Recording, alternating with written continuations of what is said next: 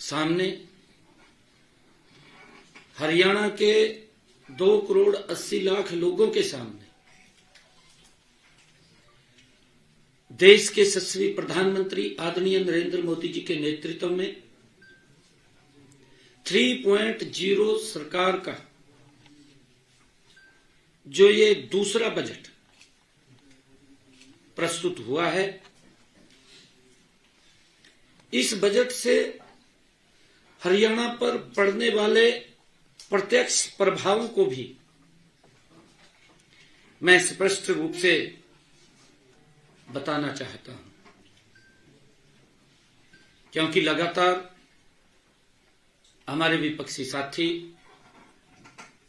उन्होंने शायद इस बजट को ध्यानपूर्वक नहीं देखा। ध्यानपूर्वक इसलिए भी नहीं देखा, शायद देखा भी हो ध्यानपूर्वक, परंतु अपनी राजनीतिक रूप से जब विरोध नहीं कुछ करना, कुछ शब्द मिलते नहीं है विरोध के, हाजिरी तो लगानी पड़ती है, कुछ ना कुछ बोलना पड़ता है।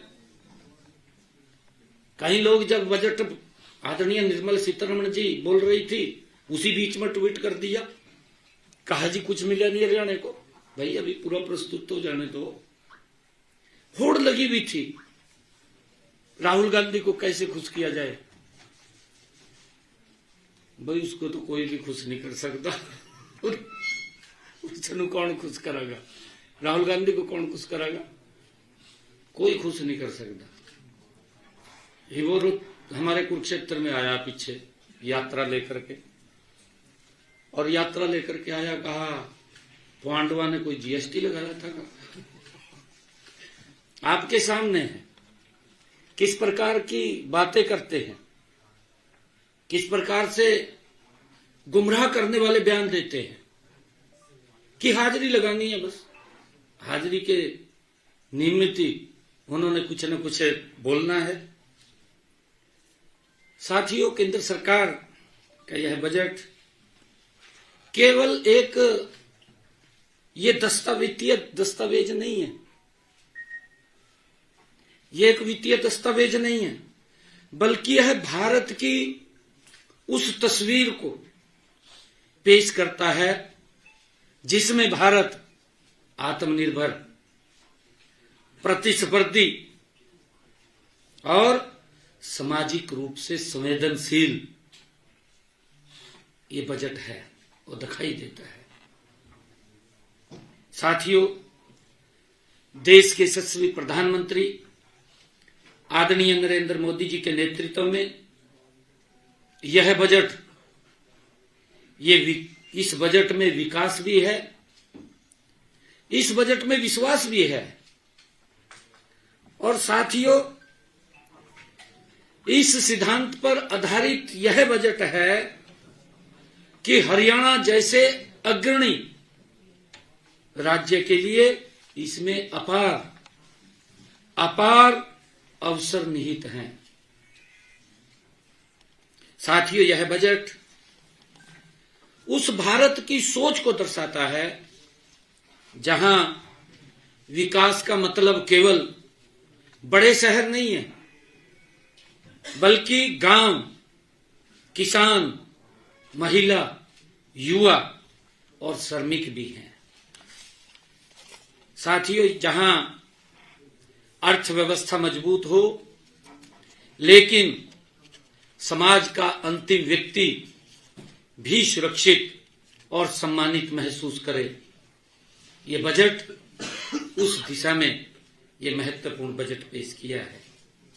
साथियों, इस बजट में विकसित भारत के जो स्तंभ हैं, गरीब है, युवा है, महिला है, किसान है, को इसके केंद्र में रखा गया है, उनके ऊपर फोकस किया गया है। आदरणीय प्रधानमंत्री जी ने इसके बारे में कहा भी है। उन्होंने माननीय प्रधानमंत्री जी के कुशल नेतृत्व में साथियों हमारी विकास नीति के ये मूल मंत्र भी है, हम सब इस बात को जानते हैं। साथियों, इस बजट का मूल उद्देश्य संदेह के स्थान पर एक्शन दिखावे के स्थान पर सुधार और लोक लुभावना घोषणाओं के स्थान पर ये जनहित को प्राथमिकता। सरकार ने इस बजट में लगभग 7% की उच्च आर्थिक विकास दर को लक्ष्य बनाते हुए राजकोष की अनुशासन और सामाजिक न्याय दोनों के बीच संतुलन साधा है। देखिए, जब कांग्रेस बजट पेश करती थी, जब चुनाव आ जाता था तो उसमें बहुत सारी रेवड़ियां दिखाई देती थी, परंतु मैंने कहा है Modi ji non stop budget प्रस्तुत कर रहे हैं। 3 टर्म हो गए हैं। 3 टर्मों में देश का इंफ्रास्ट्रक्चर कितना मजबूत हुआ है, हर नागरिक देश का चर्चा कर रहा है, हर व्यक्ति चर्चा कर रहा है। मैं बोलता हूं इस बात को, इसकी चर्चा कांग्रेस के घर के अंदर भी होती है। भी विकास के काम तो हो रहे हैं, परंतु बाहर हाजिरी लगानी है। बाहर तो कहना पड़ेगा ना। अगर बाहर घर से बाहर निकल का कहेंगे, फिर भी महिलाएं बाहर भी, जो कांग्रेस के नेताओं के परिवार में महिलाएं हैं, वो भी इसकी प्रशंसा करती हैं। नहीं, बजट अच्छा है, परंतु हाजिरी लगानी इन लोगों ने। हाजिरी इस प्रकार की लगाते हैं, कहीं ना कहीं हमारी भी पिक्चर आती रहे, छपती रहे। साथियों, और इसी कारण से कहा गया है कि ये बजट दिखावे का नहीं, ये बजट सुधार का है। समझ में नहीं आया इनको पता नहीं लगा कि ये बजट कैसे आ रहे हैं। और मैं बताना चाहता हूं, इस बजट से देश में देश की अर्थव्यवस्था को गति देने के लिए संवेदनशील पूंजीगत व्यय को लगभग 12,20,000 करोड़ रुपए तक बढ़ाया गया है। 12,20,000 करोड़ रुपए तक इसको बढ़ाया गया है। यह निवेश सड़कों, रेल, शहरी अवसंरचना, औद्योगिक कॉरिडोर और लॉजिस्टिक को मजबूत करने वाला है। साथियों, इसका सीधा लाभ हरियाणा को मिलेगा। लगातार मैं यही बात सुन रहा था, कहा हरियाणा को तो कुछ नहीं मिला, कहा कुछ नहीं मिला हरियाणा को। मैं सारी बात बताने वाला हूं कि इनके समय में बजट का क्या हाल होता था, और जो बजट आता था किस प्रकार से खुर्द-बुर्द हो जाता था। गरीब व्यक्ति तक नहीं पहुंचता था, उसको राहत नहीं मिलती थी। वो देखता रहता था बजट में लोक लुभावने वादे आए हैं, परंतु आए तो हैं, परंतु मिले नहीं। मायूस होकर के बैठ जाते थे लोग। मैंने कहा है कि बजट ये लोक लुभावना नहीं, ये सुधार का बजट है। ये समझ तो उनके भी आ रही है, परंतु मजबूरी है। राहुल गांधी कहा बोलो, कुछ भी बोलो, झूठ बोलो कहा जाएगा। कोई किताब उठा जाएगा लोकसभा के अंदर, किताब उठाएगा, खड़ा हो जाएगा। किताब का किसी ने प्रिंट नहीं किया, किसी ने कुछ बोला नहीं, किताब उठाएगा, खड़े हो गए। इस बात की अफवाहें फैलाने में तो माहिर हैं। साथियों, इसका लाभ सीधा हरियाणा को मिलेगा। हमारा राज्य दिल्ली एनसीआर, औद्योगिक गलियारों और राष्ट्रीय राजमार्गों का ये केंद्र है। हम सब देखते हैं आज हरियाणा में जो 4 लाइनिंग रोड, एक्सप्रेसवे एक जाल बिछा है। मोदी सड़कों के मामले में तो स्पाइडरमैन से भी आगे निकल गया, जानते हैं ना, है? सड़कों के मामले में अमेरिका को भी पीछे छोड़ने वाले इतना इंफ्रास्ट्रक्चर मजबूत हुआ। और साथियों, इस निवेश से न केवल विकास कार्य तेज होंगे, बल्कि लाखों युवाओं के लिए रोजगार के नए अवसर भी पैदा होंगे। साथियों, बजट में युवाओं के लिए क्या है, ये बात विपक्ष द्वारा कही गई कि युवाओं के लिए क्या है, ये बोला गया, दुष्प्रचार किया गया। मैं बताना चाहता हूं, इस पर उन्होंने खूब चर्चा की है, बोलते रहे, अब भी बोल रहे हैं। साथियों, मैं बताना चाहता हूं कि केंद्र सरकार हमारे युवाओं को देश की सबसे बड़ी पूंजी मानती है। युवा कौशल, विकास व शिक्षा के क्षेत्र में इस बजट में 1,39,000 करोड़ रुपए का प्रावधान किया गया है युवाओं के लिए, जिसमें को युवा कौशल विकास, शिक्षा, इस क्षेत्र के अंदर 1,39,000 करोड़ रुपए का प्रावधान किया गया है। देश के 1,50,000 से अधिक युवाओं को नई उम्र की स्किल का प्रशिक्षण भी प्रदान किया जाएगा। इसलिए केंद्रीय बजट में कौशल विकास, रोजगार और भविष्य की तकनीकों के लिए 15,000 करोड़ रुपए से अधिक का प्रावधान वो किया गया है। साथियों, इसमें चाहे आर्टिफिशियल इंटेलिजेंस हो, एआई, चाहे रोबोटिक्स हो, और चाहे बायोटेक हो, और साइबर सिक्योरिटी हो, ऐसी तकनीकों के लिए 10,000 करोड़ रुपए का विशेष फंड इसमें रखा गया है। साथियों, इसका सीधा लाभ हमारे हरियाणा के गुरुग्राम, फरीदाबाद, पंचकुला और रोहतक जैसे शिक्षण व तकनीकी केंद्रों को मिलेगा, सीधा लाभ मिलेगा।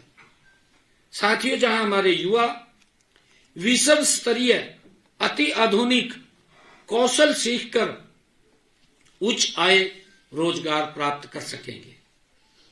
साथियों, इसी बजट के अंदर हमारे युवाओं के लिए स्टार्टअप उद्यमिता के लिए भी 7,500 करोड़ रुपया प्रावधान किया गया है।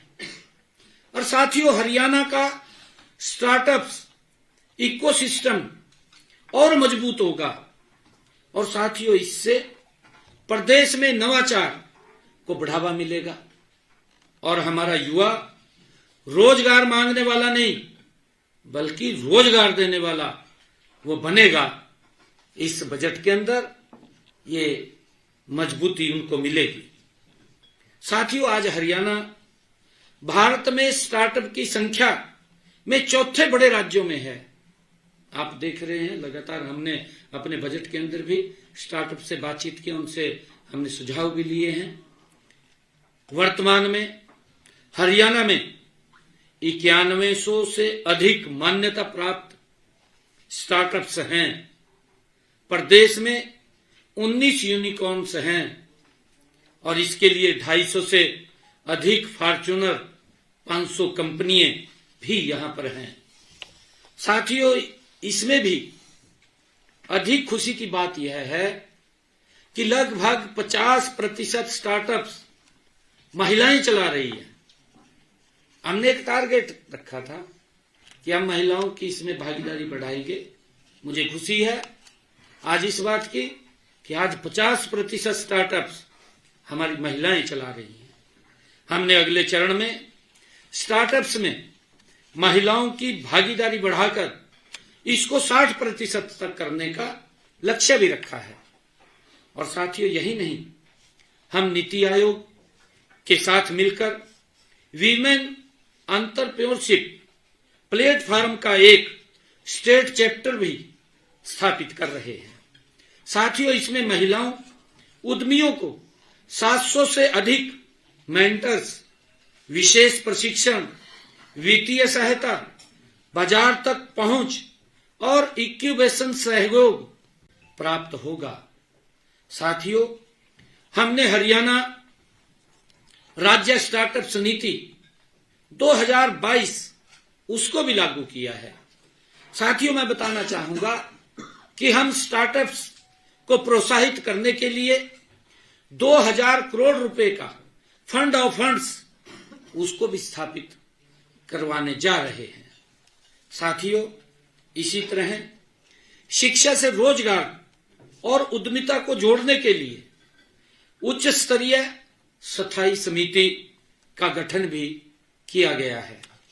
साथियों, डिजिटल और क्रिएटिव अर्थव्यवस्था को बढ़ावा देने के लिए देश भर में 15,000 माध्यमिक विद्यालयों और 500 महाविद्यालयों में NVGC कंटेंट क्रिएटर लैब्स स्थापित की जाएंगी।